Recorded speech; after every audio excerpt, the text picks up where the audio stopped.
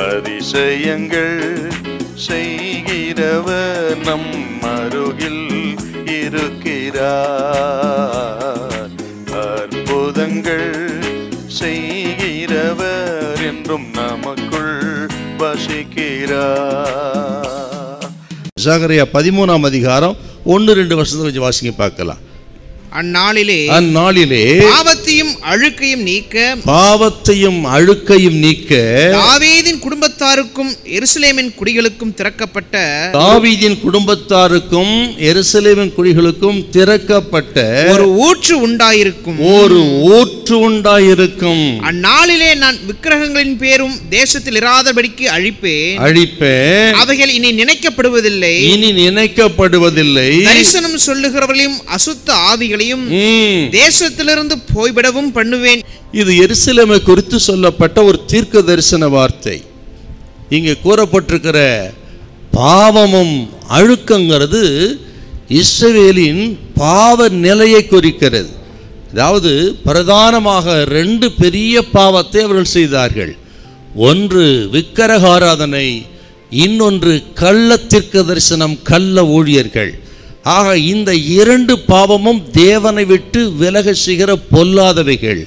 இப்படிப்பட்ட இந்த பாவ அழுக்கை நான் நீக்கப் போகிறேன் என்று ஆண்டவர் தீர்க்க தரிசனமாய் பேசுகிறார். இந்த விக்கிரக ஆராதனைங்கிறது அன்றிலிருந்து இன்றும் இருக்கிறது.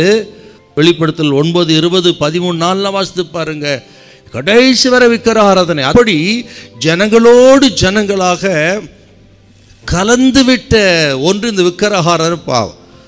ஆக சில பாவங்கள் ஜனங்களை விட்டு நீங்காதபடிக்கு ஜனங்களோடு கூட ஆழமாய் பதிந்திருக்கிறது போல, சிறுபிராயத்திலிருந்து சில பாவங்கள் தொடர்ந்து வருகிறது போல இந்த இஸ்ரவேல் ஜனத்தில் அப்படிப்பட்ட பாவம் ஆக அவர்களை விட்டு நீங்காதபடி இருக்கிறது. கர்த்தர் சொல்லுங்க, அந்த பாவத்தை நான், அந்த பாவ அழுக்கை உங்களை விட்டு நான் விலக்கப் போகிறேன். இது கேட்கிற அருமையான கர்த்தருடைய பிள்ளைகளே, ஆண்டாண்டு காலமாக உங்களை விட்டு விலகாதிருக்கிற ஒரு பாவம், சிறுபிராய் முதற்கொண்டு உங்களை ஆட்டி படைக்கிற ஒரு பாவம், விட நினைத்தாலும் முடியாதபடிக்கு தவிக்கிற ஒரு பாவம், அப்படிப்பட்ட பாவத்தில் இருந்து உங்களை விடுதலையாக்குவேன் என்று இந்த நாளில் ஆண்டவர் சொல்லுகிறார்.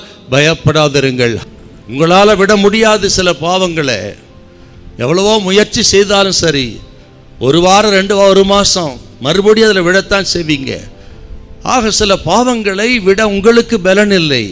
அதே நேரத்தில் ஆண்டவரை சார்ந்து கொள்ளும் பொழுது, அவரை நம்பும் பொழுது எப்பேற்பட்ட பாவத்திலிருந்து விடுதலையாக்க கர்த்தர் வல்லவராயிருக்கிறார். ஹல்லேலூயா, ஹல்லேலூயா.